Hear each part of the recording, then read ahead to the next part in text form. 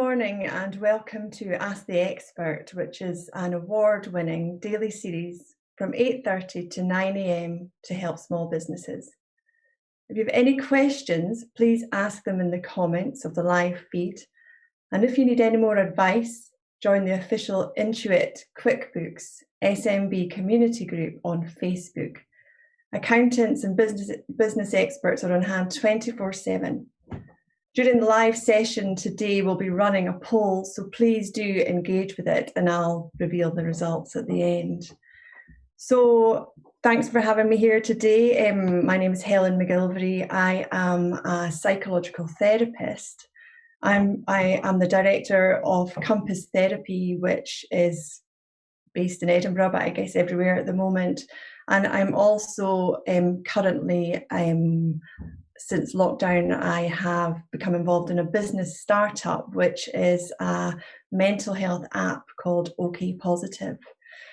So the work that I do is really underpinned by contextual and behavioural science, and I use psychological frameworks, which you may or may not have heard of, which are cognitive behavioural therapy, acceptance and commitment therapy, which is referred to as ACT, and mindfulness.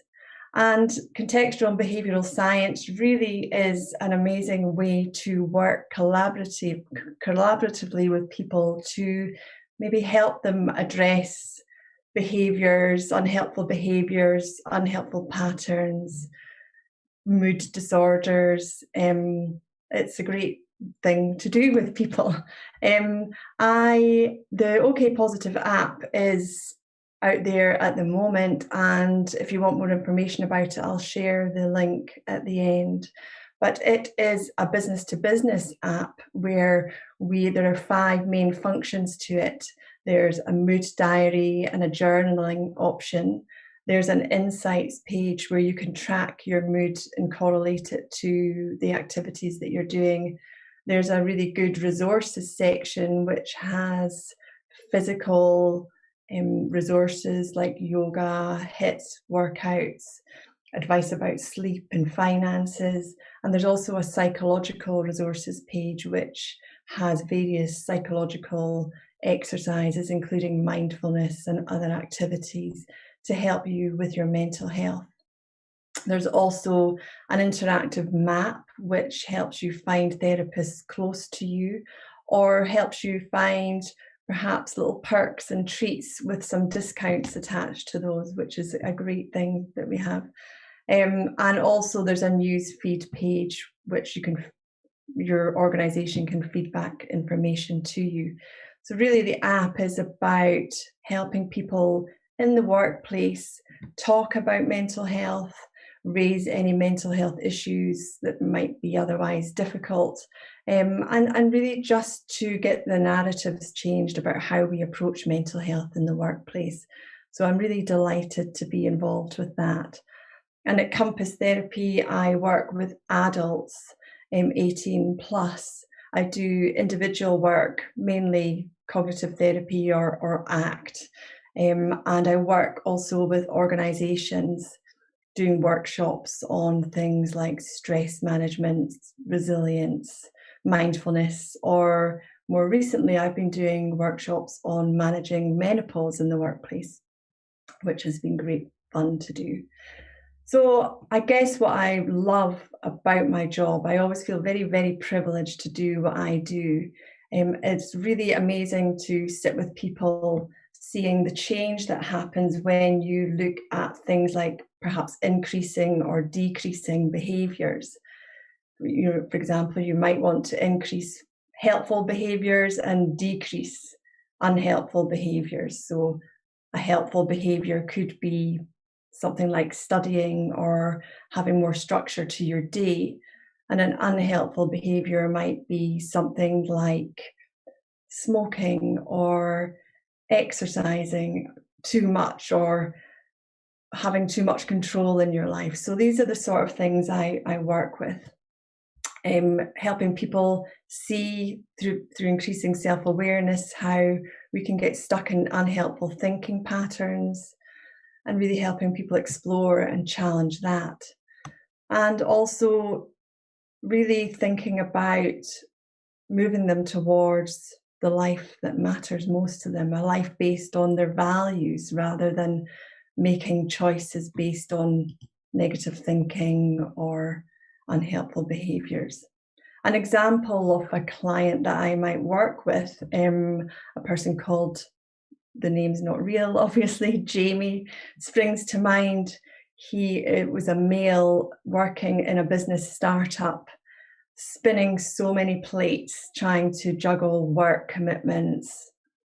Obviously, when you start a new business, as I now realise, there's a lot of expectations there. And he went to his GP feeling completely overwhelmed, thinking there was something very physically wrong with him. He was having severe headaches. He was really struggling with memory and concentration. He had a racing heart. He wasn't sleeping. So he thought he was perhaps having cardiac problems. And I wonder if anyone else can relate to this, because I know at times I have some of these symptoms. Anyhow, through helping him become aware of the way he was thinking, by helping him look at some of the behaviours he was engaging in, we were able to quickly move through a treatment programme, and within maybe 4 or 5 sessions, Jamie was feeling a lot better. He was communicating more effectively with his wife.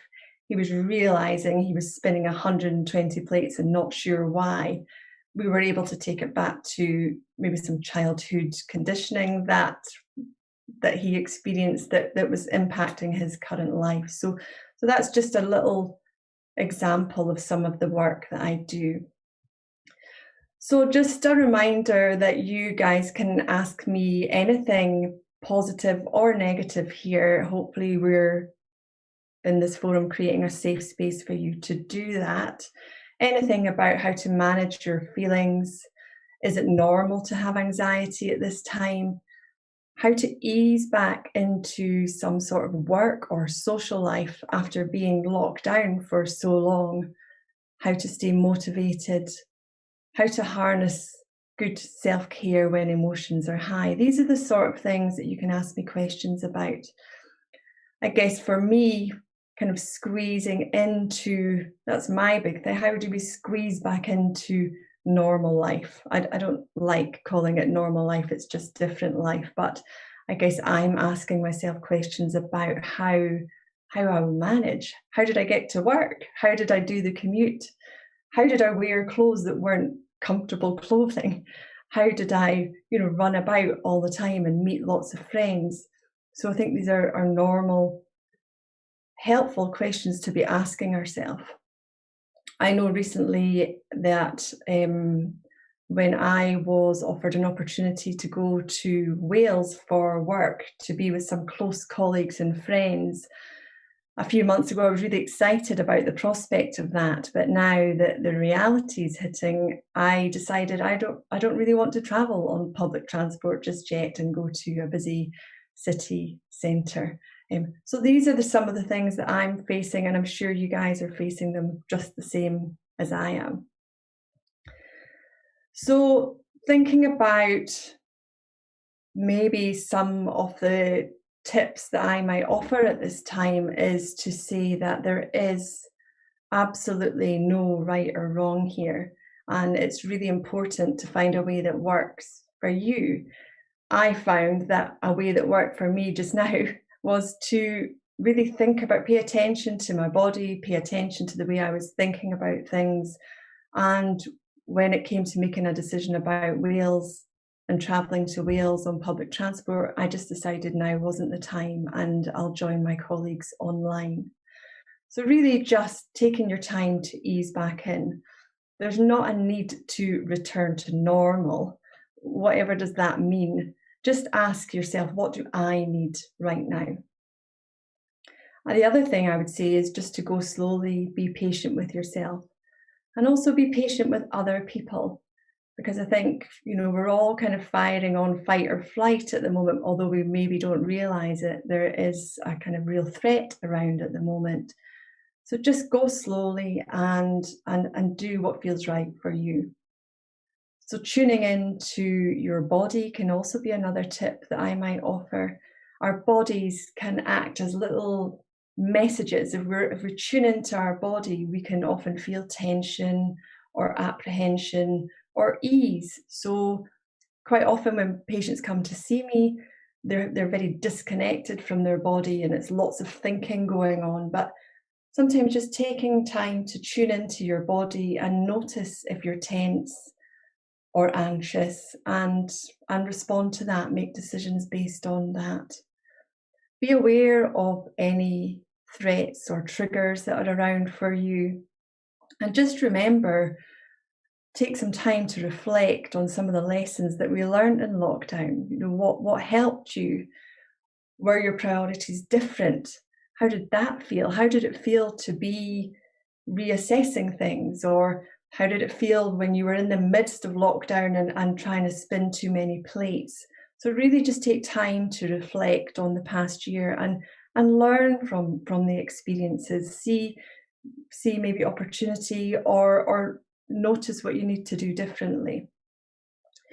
So again, before we move into asking questions, this is now the fourth time I've been invited on here today. I thought it would be helpful to perhaps do a short mindfulness practice, just to allow us some time to ground into the session today, and maybe to just have some time out from automatic pilot. We're often an automatic pilot and we don't even realise. So if you have any questions, perhaps have a think about those now and ask them in the live feed. And we'll do a short mindfulness practice together, and then we'll come and ask questions and do the results of the poll.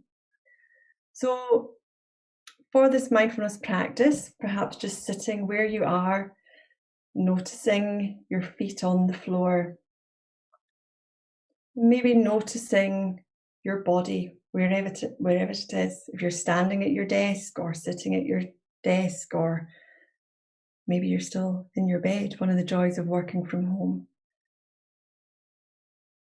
Just close your eyes if that's comfortable for you. And just gently begin by bringing your attention to your body. And just noticing where your body is seated. Maybe feeling the weight of your body on the chair or on the floor or wherever you're sitting or lying or standing. Just noticing the points of contact. Feeling the pressure, maybe on your feet.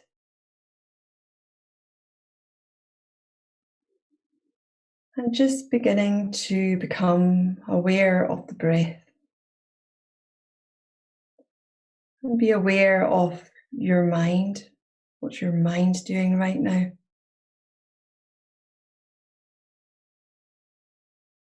Sometimes our minds feel very bright, clear, and open. And other times they feel fuzzy, constricted, busy, or closed. Instead of fixating on any specific emotion or thoughts, just pay attention to what your mind feels like overall. What word would you use to describe your state of mind? So here we are, practicing the art of noticing our mind, being aware of our mind without judgment. And if we do judge, just notice that. So noticing your body again in the chair. Noticing the breath moving in the body.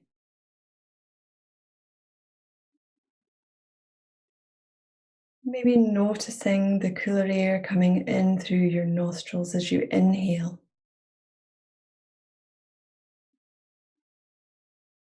And just following that breath round the body. Maybe bringing attention to your stomach area, if it's tense or tight. Maybe noticing your hands. Are your hands tense or tight? Maybe noticing your jaw, or that point between your eyebrows where you generally frown. And then notice your whole body and be present. Taking one more breath and opening your eyes and coming back into the session. So I hope we found that helpful. And now I look forward to answering your questions. So Annabelle on Facebook Messenger. During the first lockdown, I developed quite a lot of health anxiety. I've since found myself in a much better headspace after doing some CBT last year. However, with restrictions easing and an expectation to be back in the office, I'm worried that the peaks of my anxiety will come back. What should I do to avoid a relapse, and how do I communicate this to colleagues and clients in a professional manner? Annabelle, thanks so much for asking this question. It's indeed very relevant and I would say very common. I think I can relate to some of what you're talking about here. And what I would say is a lot of our psychological distress, for want of a better word, can be caused by the need to try and control our emotions. So you might have learned some techniques in CBT where you become aware of your thinking and aware of your feelings and your behaviours. But often what we do to try and control our emotion can cause psychological distress itself. So if we have these thoughts that you must not be anxious, we might then avoid doing things, say speaking up to our manager or our colleagues at work. And then what might happen is we might become more anxious. So what I would say to you is perhaps be aware that you may get anxious going back to work and accept that that's okay. It's a normal emotional response to what's going on right now. Anxiety is a normal emotion. It's a very helpful aspect of being a human. It can warn us of dangers, it can warn us of threats. But if it happens too often, yes, it can be problematic, but we can handle anxiety. We have space for anxious feelings. If you're feeling anxious about going back to work and being with clients, I think I would encourage you to openly discuss it with your employer. I would bet that everyone's feeling the same. And if you feel that it's difficult to have that discussion with your colleague, perhaps discuss with someone who you can trust. And don't be scared to speak up about it. There's nothing wrong with feeling anxious at this time in your life. And I would say well done for getting help and addressing it earlier on in lockdown. Anxiety is a normal human response to threat, and without it, we wouldn't exist as a species. So see it as, try not to fight it, maybe accept it a little bit more. So Ryan on Instagram DMs, as the owner of my business, I know I have to be a bit of a leader to keep my team inspired and motivated. But after the year we've had and the uphill battle the next few months will be, I find it hard to find the strength within myself. What should I do? So Ryan, thanks again for asking this question. It's really hard being a leader at this time. And I would suggest that maybe let go again of some of the need to try and control and manage, and think about what sort of leader you would like to be at this time. I think as leaders, we're in good positions to encourage people to talk openly, to encourage people to prioritize what matters. Think about how you want to be seen in that role. Be aware of some of the thinking, be aware of the need for you to get support as well. And perhaps just have helpful discussions with your team and maybe talk openly about how you're feeling. So I guess the strength hopefully is in there. Why did you become a leader in the first place? If you think back to that journey and what brought you into that role, and then maybe take some time just to share that with your team. But be patient with yourself is the other thing I would say. So moving on to the next question, Ryan, I hope that answered your question. Catherine on Twitter DMs. We can all make quick judgments in our head about people. Yes, we can. What matters is how we treat them. However, I'm worried I'm not going to be as able to hide my anxieties or feelings as well. For example, what if I don't want to go to the pub after work because I feel uncomfortable being around that many people? How do you navigate these situations? Again, Catherine, that's a really good question, and it's kind of reflects what I was saying earlier on in this session, where I really wanted to go away with my colleagues and have some time and some fun and attend the conference, but I just felt it was just too much for me at this time, and I was worried about how I would show up and decided not to do it. I'm not saying avoiding is the best thing to do. It's actually not, but I would say just speak openly about it. I think we're all in the same-ish position. We all have different ways of dealing with this. We all have different perspectives from our own thinking and our own context. But you're right, we are all very quick to make judgments. It's a normal evolutionary process that we do. We judge people because it's part of our survival mechanism. And when we were cave people, it was very helpful to judge people. It would mean that we would maybe align ourselves with people who would help us survive or succeed. But now we've got lots of people, and there's lots more people to judge. So don't be hard on yourself for judging people. We can take a moment before we react, though. We recognise if we pay more attention to the stuff that goes on between our ears, our thinking, our feelings, if we pay more attention to that and we are a bit more mindful, we can react differently. So if you're feeling anxious, I think just own that. If you don't want to go out after work, own it. It's absolutely fine. And don't be afraid to speak up about that. So accept how you're feeling, be aware of your body and your thinking and your emotions, and just own it. I was about to swear there and say own that, SHIT, but just own it. It's okay, and I think it's great if you speak up about these things.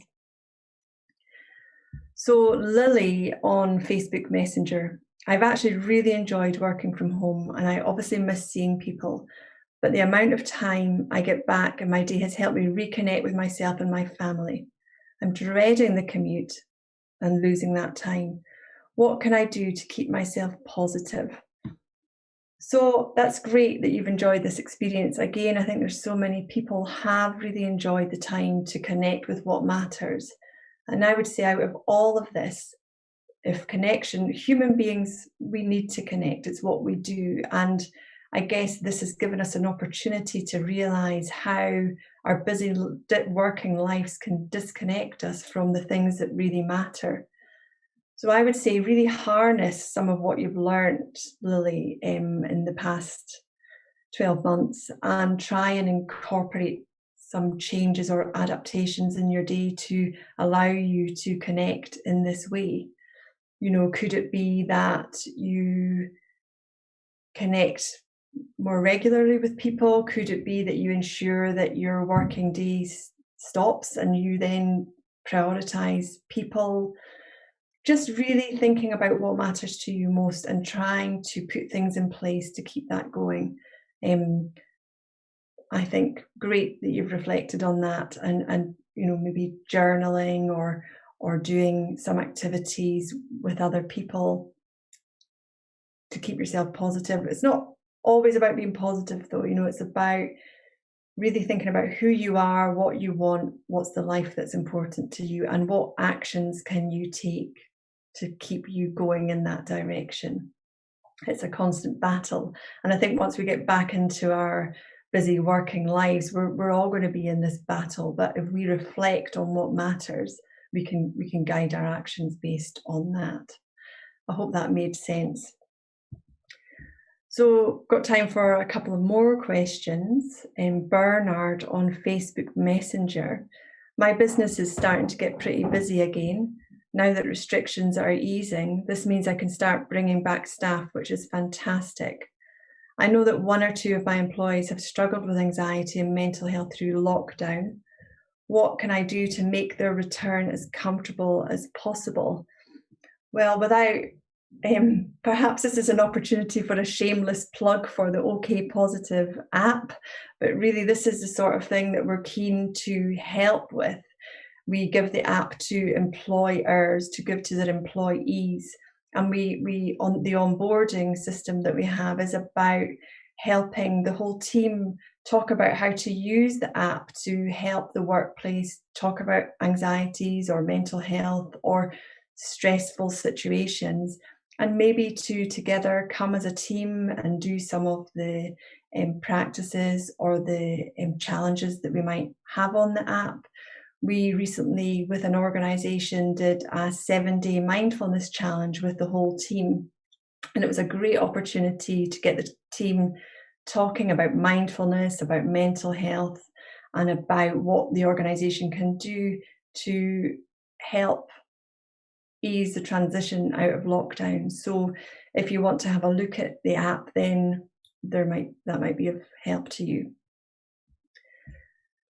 So Aisha is the last question on here today. So it's great restrictions are easing, but I do think it may take a really long time for my business to recover.